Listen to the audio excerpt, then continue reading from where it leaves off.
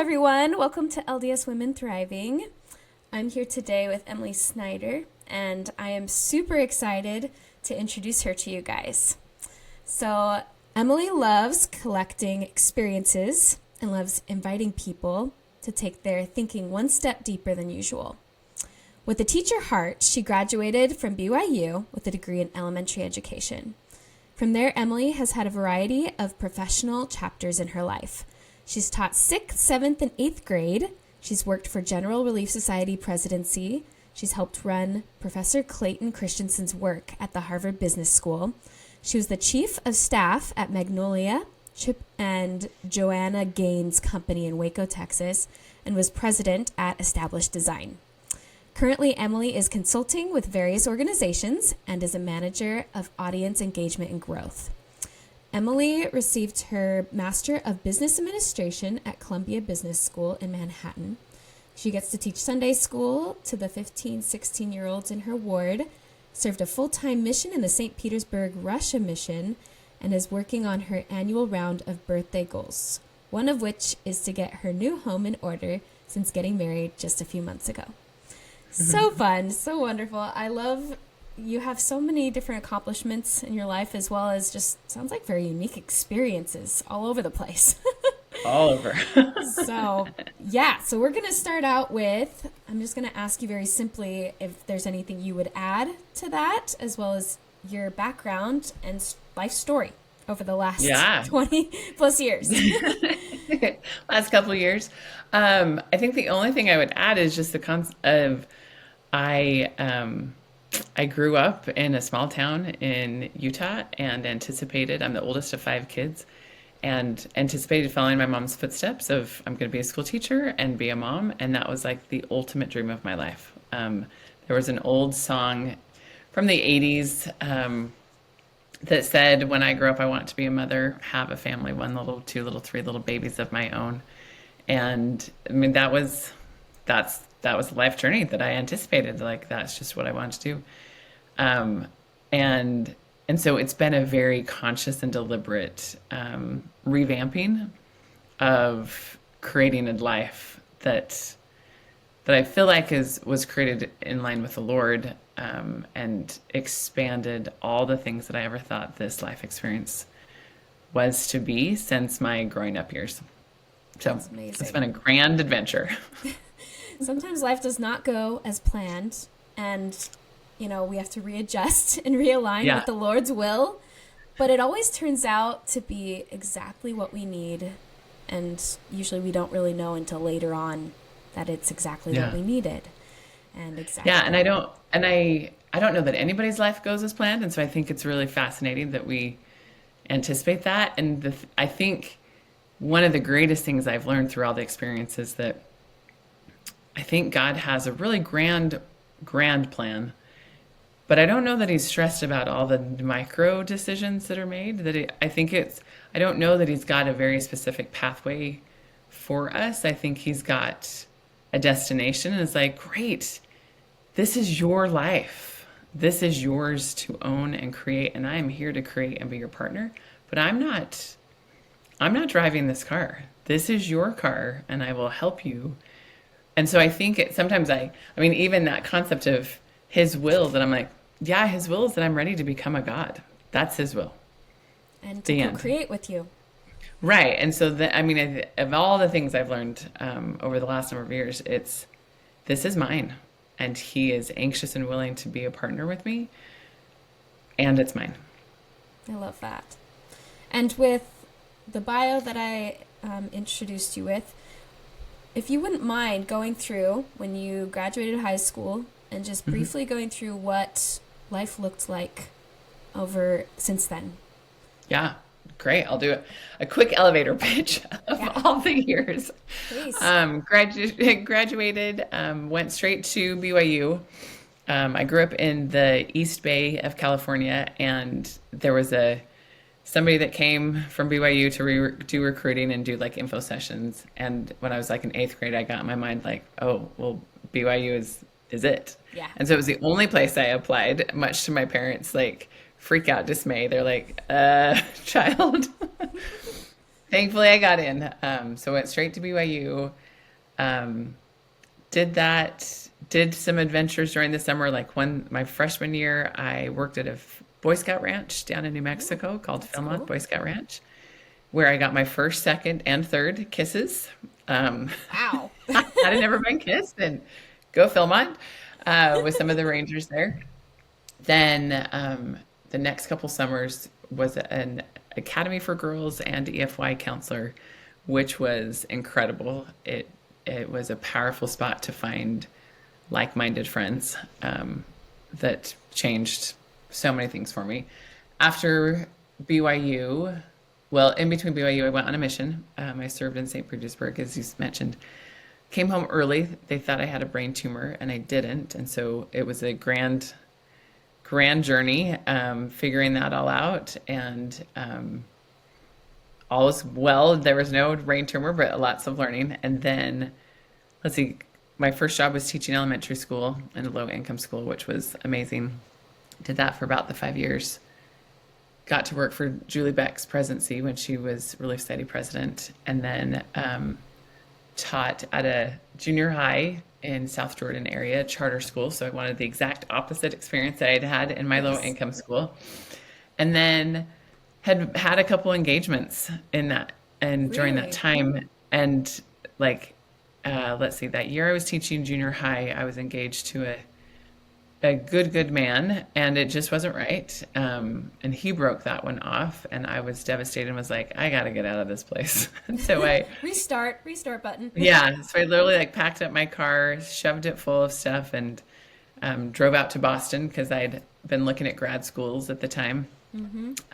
and had decided I'd applied to Stanford and Columbia teachers colleges like for education, and had been accepted to Columbia. Not really, that was like my backup. Yeah. Turns out I'm really like a very focused creator that I'd really wanted Stanford, but I was like, I guess I should have a backup, and was like, sure, maybe Columbia.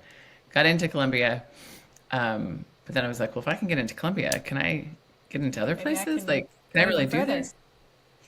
So, and I had always had this inkling that Boston would be a really great spot, maybe because I love Little Women and Louisa Yes. May Alcott or Transcendentalists and all that stuff. So I took a bus from New York. I went to visit Columbia and Boston and fell madly in love with Boston. I felt like I finally belonged, like I finally found the spot that I'd been searching for. And I moved to Boston without having a job, without knowing anything, was just like, I'm Wow. going to be here. And ended up getting to work for Clayton Christensen after a bit. Like I moved there, had a job with a great gentleman, but then 9 months after being there, got to work with Clay Christensen. So for about five and a Wow. half years, I worked with Clay at the Harvard Business School, which was a game changer. While being there, realized I was capable of more than I ever thought possible, and applied to Columbia's business school, and had this like full circle moment that I was like, oh, funny.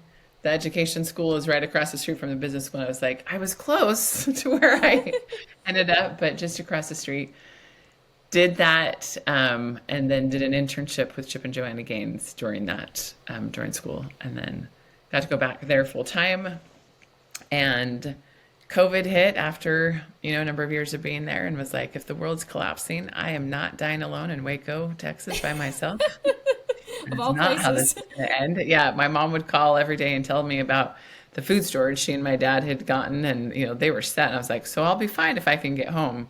It's like I don't really want to walk home if everything collapsed. So, a dear friend that owns this established design company had recruited me to come out and work, and so the timing just aligned with COVID and all of that. So came out and worked for them for a bit, and started consulting, and then was invited to apply to work at the church, and I am there. It's been just a little over 3 years since working for the church. So, da da Wow. da da. There you go. There it is. That was a long elevator ride. No, That that's was a great. conversation. So, looking at back at all these different experiences, what are experiences that really stand out to you?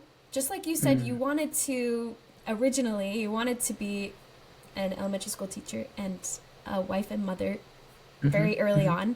And when that did not happen, like what of all these different experiences stand out to you as like, wow, I wouldn't have had this if I had gotten married younger.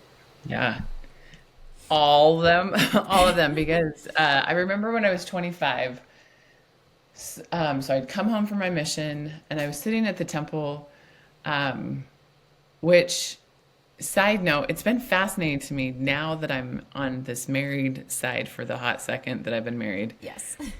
realizing how many people um, don't do the temple by themselves. Like that it's a couple experience. And it was just beautiful. Like that's incredible. I am so thrilled that I embraced the reality of being single and went to the temple by myself. And that is my spot with the Lord. Anyway, so just an added aha of like, gosh, I love that the temple is mine and the Lord's. Like that's our space. Um, and I don't share it. I mean, I do share it now with a spouse and I go with other people at times, but like most of my temple worship has been by myself and I love that so much.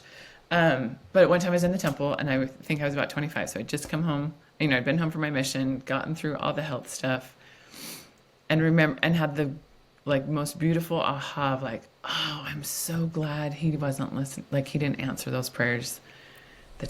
Like I'm so glad I didn't get married when I hoped I would have gotten married because I love these experiences. I love what I'm learning about myself. I love that this is how I'm learning them. I had a friend years ago say in that concept of like God has macro plans for us. He wants us all to be ready to be God's. He may not dictate those pathways, but we're going to learn the same lessons. Like this life experience is to give us the same lessons to prepare us for the same end goal. Whether I learn them on a mission and with poor health or da da da da da, and my sister learns them making peanut butter and jelly sandwiches and helping make sure kids have clothes and aren't being bullied. Like whatever scenarios there are, the same lessons are to be learned at the end of this life experience. And so I'm so grateful though for me and what I needed to learn from me.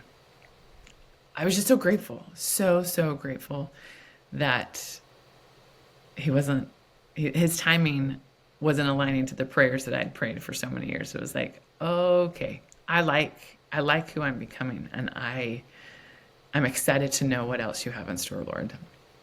I love that. So yeah, that was a key moment of just learning in incremental moments how much I love the journey. I love the journey. It's the Yeah. best. Yeah. And discovering what all I'm capable of. That's what I'm thrilled about. That's Yeah. amazing. Another, because you asked a couple key ones, right? Like what are some, Yeah. there was a couple years like I'd been working at Harvard for a couple years and in my mind, Harvard Yard and Harvard Square is full of brilliant human beings and they are just walking all over the place. And here I was, this girl that had no idea what she was doing. I was an assistant and it felt like I didn't really belong. And um, on the streets are or the sidewalks are rather narrow because it's an 1800s down. And for years, I would let other people, I'd move away so that people could walk by me. Like I gave them the right of way on the sidewalk because I was like, oh, they're them. Like Yes. they're so smart. They're more deserving of having the right of way. And a couple years into working with Clayton Christensen, I had the aha one day walking on the sidewalks of like, wait a minute. I'm a human being too. And I have every right to have the right of way just as much as they do. Like I'm not less than them. I can take the right of way, just like they're assuming they get the right of way and they'll move too, like Yeah. and it was as bizarre as it sounds, such a mental shift for me of I deserve this sidewalk just as much as the next person. And it changed Subsequently, there were a number of pieces in that season that were just kind of, this is my Harvard at the time had an essay question of what are you going to do with your one precious life? And I was in my mid 30s, and the marriage and children was still kind of the success metric for me. Yeah. And I had this beautiful wake up call on that as well of like, I'm living my life.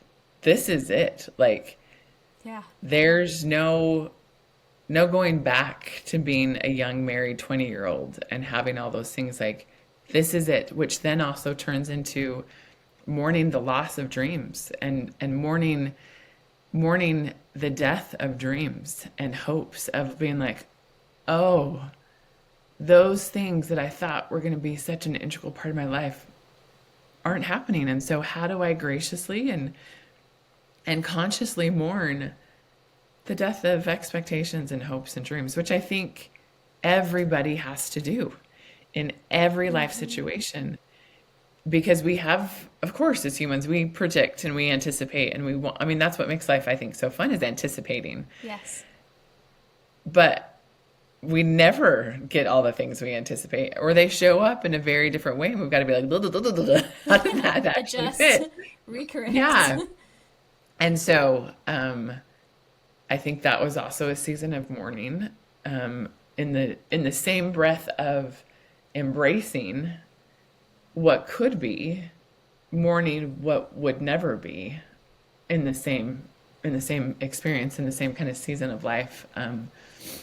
Another huge one was getting to go. Clay had a month-long sabbatical in Oxford. He was a Rhodes Scholar in his youth, and so he went back and just spent a month, and I got to go with he and his wife. They had a little apartment. I had my own little apartment, and so just got to pretend I was, part of the experience there in Oxford.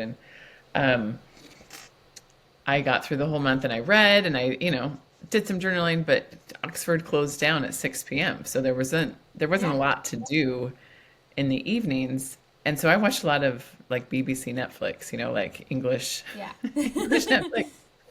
And I got on the plane, and one of the books I'd been reading was a gal that had 30 dreams before she turned 30. And I got on the plane as we were leaving Oxford and thought, Emily Snyder, you just spent a month in Oxford, England, one of the most incredible cities in the world. And what do you have to show for it other than you watch some good shows? Like, what? Could I not have done something differently with that time and been more conscious and deliberate? And I made a promise to myself that I would never let life pass me by. And I made birthday goals right then and there on the airplane. I made a list, and initially I was like, I don't know what I want to do. And by the time I really started thinking, I was like, oh my gosh, I have so many more than 36 goals and things I want to accomplish by the time I turned 36 and the next year. Anyway, I was just like, oh, there's so much life to live. And I do not want to be held accountable for not living it, and do not want to get home to my Father in heaven and him be like, so Em, what'd you do? And me go home and say, well, I was waiting to get married. And him being like, sweetheart, I gave you countless years Opportunities to go and live and build and create and bless and serve and learn. And you waited? That's not the point. That wasn't the point. Because marriage will always happen. Like, this is a long game. Yeah, this is a long, long game. Yes, marriage is a part of our Godhood plan, but so are so many other things. And that is not something that is in your control. Move along. There was just a lot of really powerful ahas in that sweet season of Boston in particular for me. Wow. I love hearing about all your experiences. Some of the things I gathered from what you talked about was not comparing yourself to others, realizing that your journey is unique, as well as your spirit is unique. And also that there is a time to mourn, and you should, when life doesn't go as planned, per se. Yeah. And then there's a time to rejoice and be happy and kind of look at your life head on and see what it's become and the Yep. opportunities that you have. Yep. There's Yep. there's so much part of life. You need to mourn some of the times when you don't have life go as you want, and you need to enjoy the life that you've been given. And also Yeah. the opportunities where you can create, like you said, Yeah. co-create with God. It's beautiful. Life is beautiful. Well, and I think that creating with God is powerful. I love Camille Johnson's talk of letting Christ be the author of your story, um, which is a co-partnership. I also think God, as I've re-examined some of the stories in the scriptures, realizing God kind of gives half-baked blueprints. Like He never gives the full blueprint to us and gets us going, but we create it with Him. And like in particular, I was thinking about the brother of Jared and how they were first asked to make vehicles of some sort to carry all the stuff to the edge of the ocean, to the sea Yeah. and to the beach. And then all of a sudden, wait, those are going to be altered to titch because now they're going to be barges for the ocean. So like here they have this plan of like, great, we're camping and we're living on the ocean and beachfront property. Like, okay, we can do this. But then God's like, no, no, no.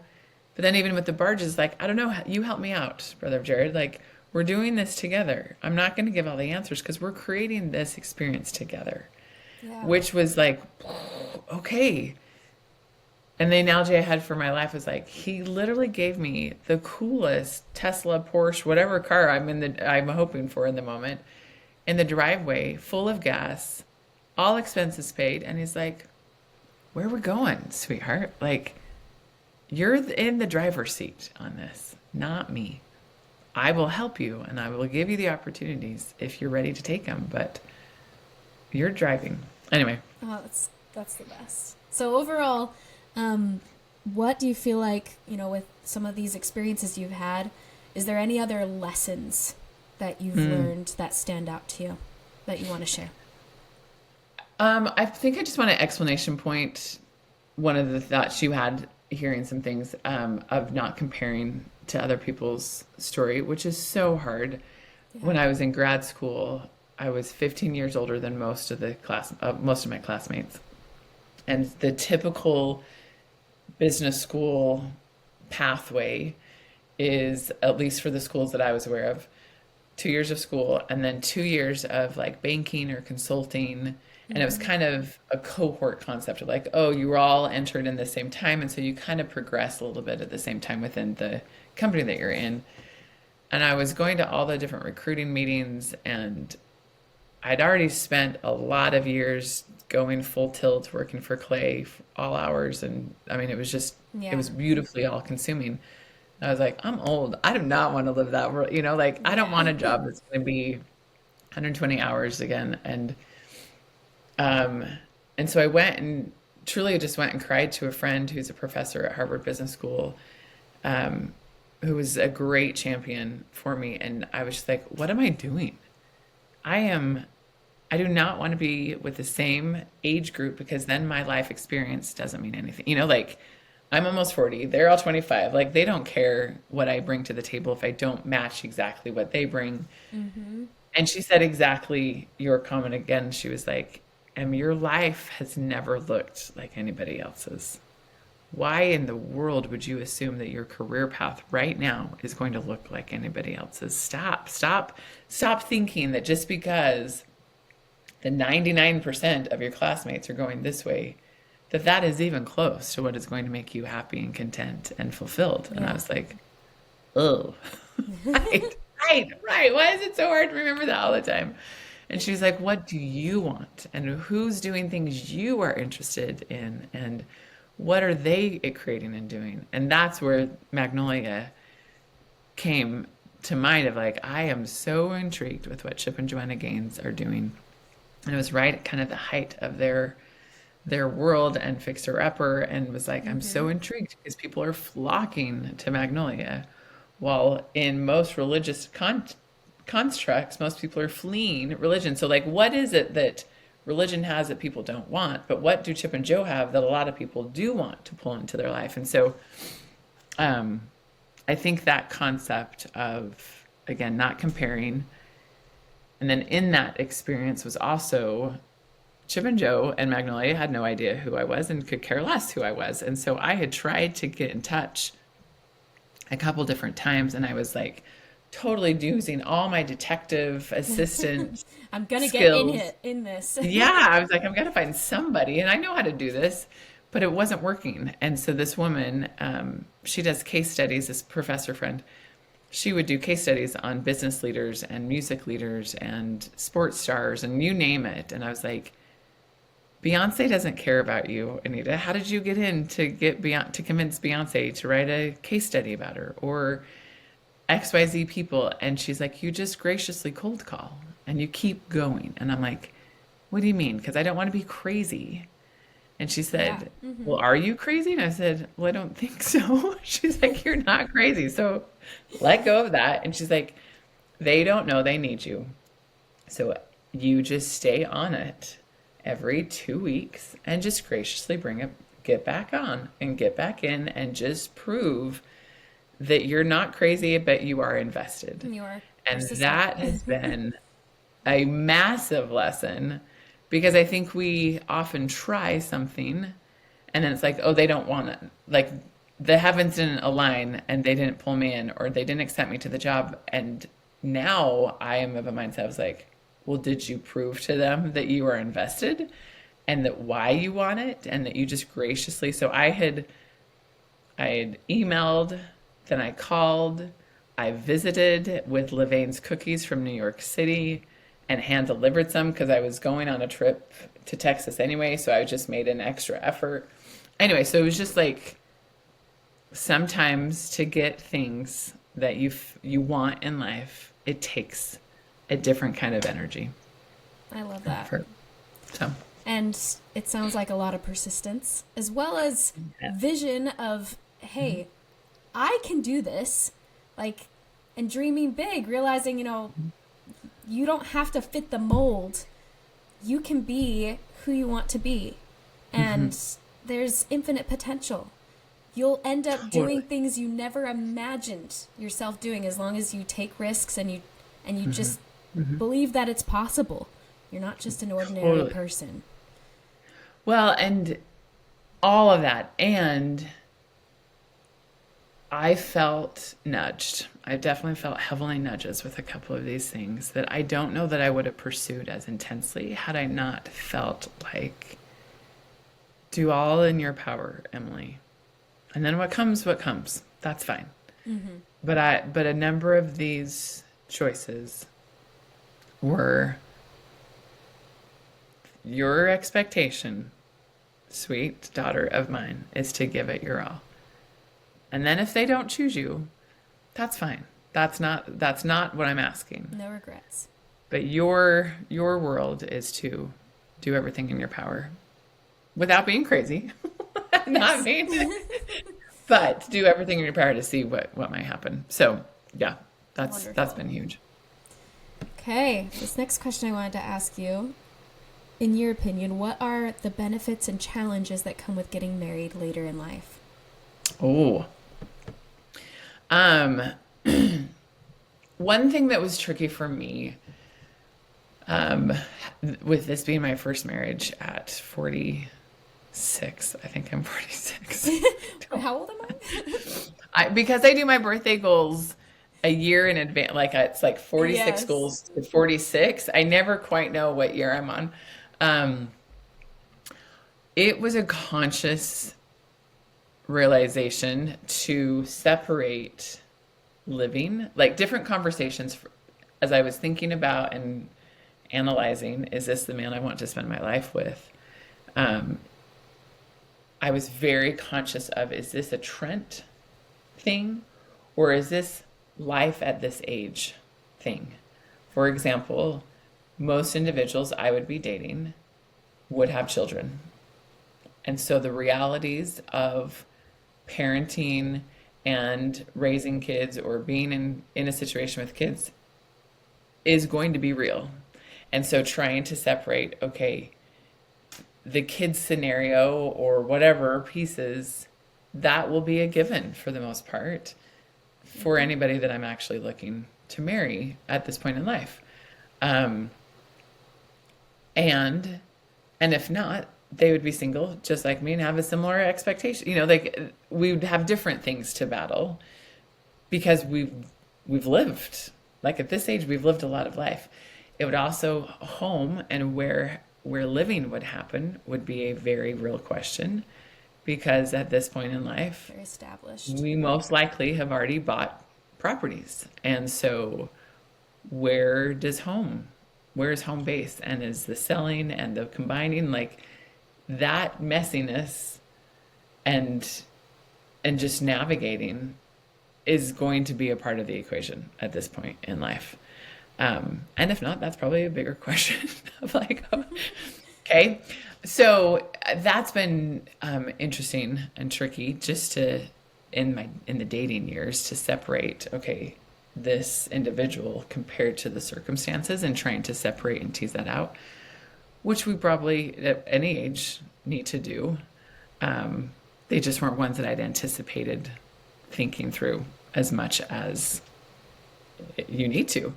And I mean, I think over the tricky is just we've lived a lot of life. And so we have a lot of approaches to doing things. And so just marrying, it's not like thinking about, and had I gotten married in my 20s, still not sure exactly how I functioned, not sure how I set up home, not sure how I like what my life mantras were and how I approach things. That still gets developed in your late 20s and 30s. And now we've got two established people trying to marry them together. But the joys are, the flip side of that is we know who we are and we know how to communicate. We know what things to let go of and we know what things matter. We know what matters most as far as people or God or career and lifestyle. That's pretty beautiful because we've both lived enough to know what things don't matter at the end of the day and how to let go of a lot of things, which is powerful, really powerful. That's awesome. And I mean, a lot of our listeners are single women, and they, I personally know some of them that are in their 30s or 40s and unmarried, and these are some things to keep in mind. Expectations need to be reasonable when dating. And then there's beautiful things that come with being married older. And you have to appreciate that too. Mm-hmm. And it's not the mold of typical LDS, what expectations. Yeah, well, and or at least it's not the story we hear a lot. I mean, I think, yeah, it's just not a story told as loudly, perhaps, as others. And I would add, there's a lot of beauty in not marrying in this life as well. Yes. Like, I was very prepared to not ever be married, and so meeting Trent was a complete kind of 180 of like, oh, what? Oh, yeah. Or okay. if I was getting married, I wasn't anticipating until my 50s or 60s. And it was a kind of a complete like U-turn for me of like, oh, quickly readjusting so many things because while it takes a lot of proactiveness being single and creating found family and creating family of my own accord, I have found so many people that are so anxious to adopt me. As I put forth a little bit of energy and put forth a little bit of effort to host or to initiate things, there are so many people looking for relationship and familial experiences. That is one thing that I am mourning a little bit in marriage, is that I got to be the adopted sister and adopted aunt in a very, very real way with so many families that just is no different, which is beautiful and fine and wonderful and just different. Like I don't get to wiggle into a lot of families like I used to. Yeah. So That's I think all very of the unique. opportunities that come in life are beautiful. Thank you for sharing all of that. I think you're amazing. You're an example to a lot of us, at Oh, least in terms no. of trying your best with what you've been given, you know? Yeah. Yeah. All right. What advice would you give your past single self if you could? Your 20s self and your 30s self. Oh, you know, even if I'd given my past self the advice, I don't know that my past self would have heard it. So I don't even know. Um, because I was so programmed that this was what success was marriage and family. And there were many years and many moments, like I remember after one breakup, a neighborhood woman said, you've got the whole world at your fingertips. And I was like, so mad. And I was like, I don't want the whole world. I don't want the whole world. I wanted this. I wanted marriage and I wanted these babies. And so I don't know. I don't know what I would have even heard giving advice to my younger self. Um, but I will say that in every season, I am astounded at what the Lord pours upon us when we are ready to receive. In the seasons that I truly was conscious to receive all that He had in store for me and recognized I was the choice there, like my capacity to receive was what was the variable on how much the Lord was able to give me.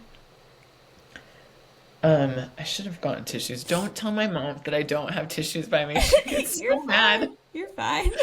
Um, I wish I could have taught my younger self how to receive all that the Lord has ready to pour out upon me. One of the biggest ahas that it took me and it's taken me years to practice. There's a gentleman named S. Michael Wilcox that's a beloved educator.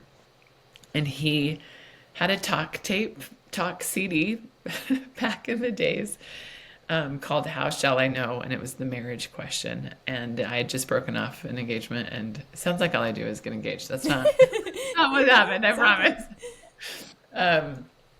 But he talked about how in the creation story, the Father and the Son bring Adam and Eve into the garden and say, look, look at all that we've created, this entire garden, all of these trees, all of this is for you. All of it is for your partaking and enjoyment. There's this one. Hold off on this one. This one has consequences. But all of this is yours for the taking. And then Satan comes in, and the only conversation Satan has is the one, the one, the one. You can't have this one. Why can't have you this? Why don't you get to have this one? This is the one you want. And he compared it to the same story that happens today. That Satan is a master of having us focus on that one little thing in whatever season of life we're in, that one thing that isn't working out, or that one thing that is painful, and tries to distract us and focus our gaze on that one, when God and the Savior are saying, but look at all these trees. We have so many trees for you to partake and enjoy and receive from. Come cast your gaze over here at all these things that you do have. And that was also a huge thing. And it continues to be a constant reminder for me of what are all the trees? What are the countless opportunities that the Lord has for my taking if I can just let go of the one for the moment and say, you're right, you're right. My personal belief right now about that tree and the plan was the timing, was that Satan wasn't wrong in all of the things that he said. The fruit was essential, but he forced a timing. He forced an urgency and a timing. And I feel like that's where my life doesn't turn out so beautiful, is when I force a timing. Because the Lord is ready. He was prepared to have Adam and Eve partake of the fruit. That's why it was there. And that is part of the plan, but the timing is what Satan threw in the wrenches.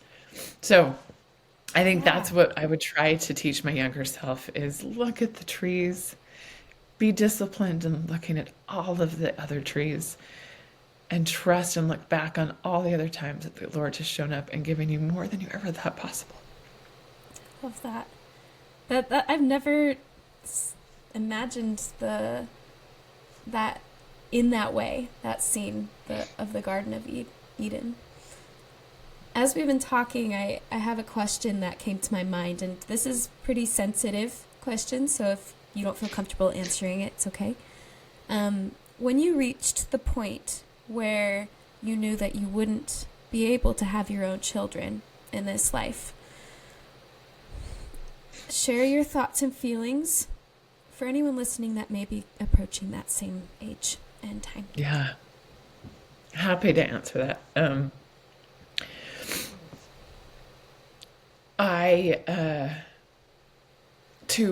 Two answers come to mind and two thoughts. And I'm going to take it out of that specific one, but I think it applies to LGBTQ. I think it applies to marriage. I think it applies to those we love that are not practicing beliefs and God and whatever. I think it applies to people that we love that maybe aren't fulfilling the measure of their creation, no matter what that looks like, whether it's skills and habits that are caught in limiting themselves. And I think it also applies to babies. I deeply believe this is a long game, that this earth life is one of many, many experiences and opportunities that happen in preparing us for Godhood. And I have come to deeply trust the Lord and deeply trust that my heart's desires are his desires 10 times greater. Like, he desires everything I desire with such magnitude that my longing mama's heart's desires, he knows. And he will take care of it and make sure I get everything my heart can desire in the most powerful way for me. I also, because I've had some wonky health things throughout my life, I've been curious if my body even could carry babies. And I had, again, another moment in the temple where I personally felt like, I mean, as silly as it sounds, but like my womb had died. And so it was just this moment of like, oh, okay, babies aren't happening. Like, and it was a tender, powerful experience. But I will tell you, now being with a man that I adore and love, and knowing that there's somebody that I could have raised babies with is a new level of mourning. And I'm so grateful that I know how to mourn.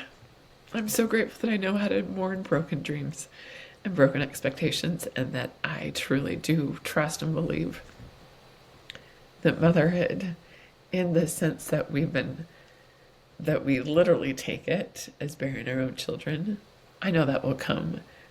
And I also know that I'm a mother, regardless of my marital situation, that I have posterity in raising and growing a generation behind me, no matter what my marital situation is. And that posterity is real, regardless of what it looks like. Thank you for answering that. I know that is a very, very hard thing for any woman to go through who has those desires. And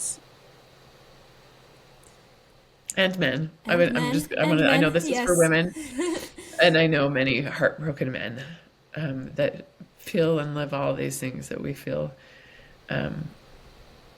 with a different sense of angst, because they're so often told that they're the ones that are supposed to make it happen, and yet we all know that you don't force any of this stuff.